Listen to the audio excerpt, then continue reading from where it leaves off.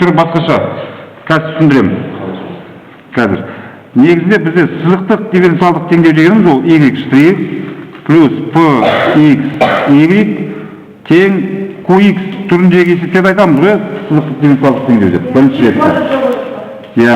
Ал егер мынандай болса, y штрих плюс px y тең q-дің x дәрежесі көбейтілген y-дің n дәрежесіндегі. Дұрыс айтасың, бұл қандай теңдеу? Бұл Бернулли теңдеуі. Негізінде мынау екеуінің шығару жолы бір. Бернулли теңдеуінде де сызықтық бірінші рет дифференциалдық теңдеуде де бірдей айнымалыны алмастыру тәсілін істейміз, қолданамыз. 12-ші есеп сендерде Бернулли теңдеуіне жатады. Бірін берілген былай жазайын, 2 бөлінген x плюс 1 y тең x плюс 1-дің 4 дәрежесі көбейтілген y квадрат.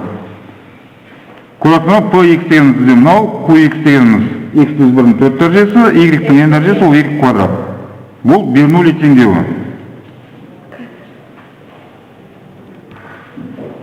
Бернулли теңдеуі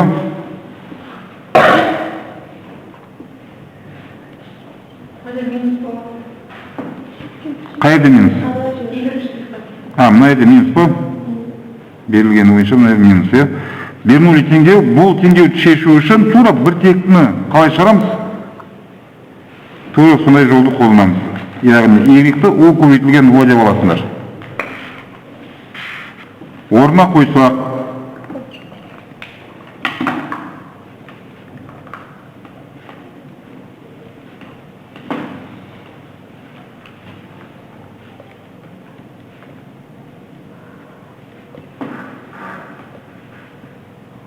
Бажасы салғы болады, o квадрат, o квадрат деп.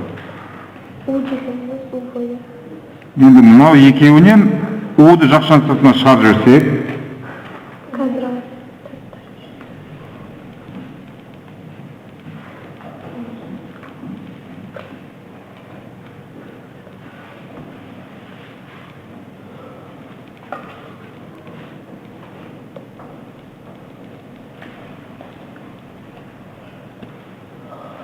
Мынау жақшан не деп аламыз? 0. Сонда бізде v штрих тең болу керек 2v бөлінген x плюс 1-ге.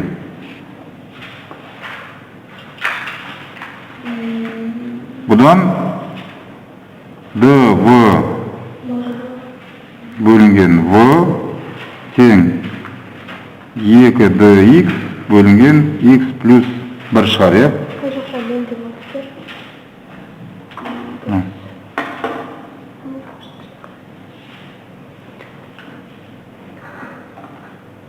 Арға айтыңдаршы не болатын?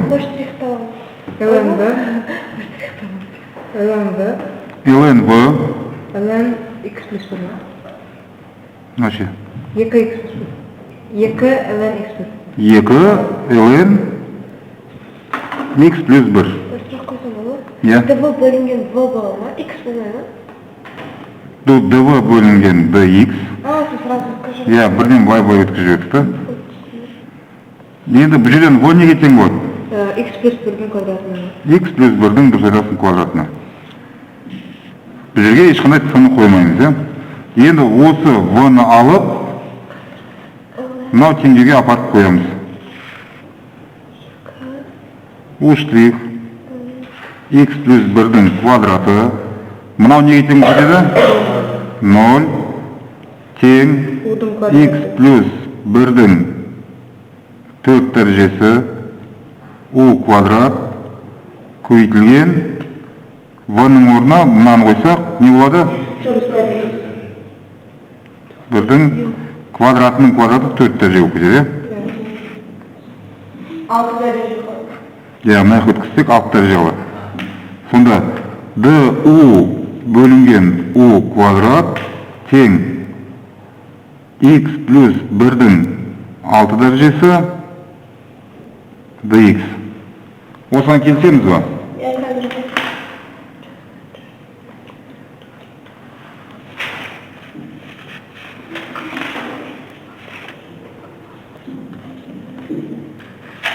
Ары қарай.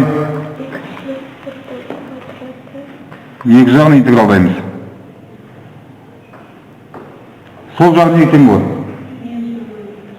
Минус 1 бөлінген u. Тең оң жағы не болады? X плюс 1-дің 7 дәрежесі бөлінген 7. Өзінің 7 дәрежесі бөлінген 7. Плюс p дейгі.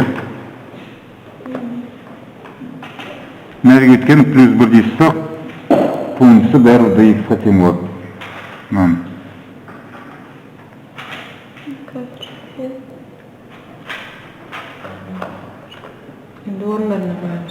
Соны бөлінген 7 дейікші бой. Сол бөлінген 7. Ортақ бөлінге келу үшін де бірден. Минус 1 бөлінген u тең.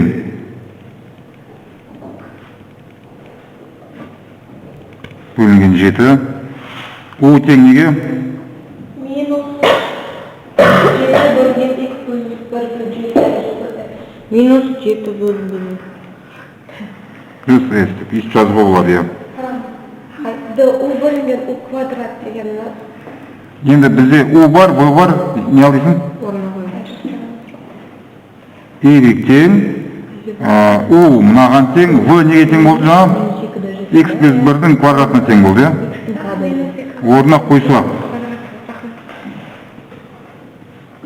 Минус 7 бөлінген x плюс 1-дің 7 дәрежесі плюс c көйтілген v бізде жаңа x плюс 1-дің квадратына тең болды ғой. Иә? Аха, иә.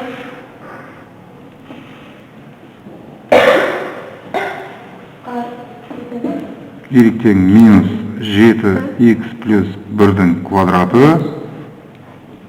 x плюс 1-дің 7 дәрежесі плюс c. Болды, x квадраты болады. Жауабында не деген? 6x плюс 1 бөлінген x плюс 1-дің квадратқа қосылған 6. Значит, жауап дұрыс емес.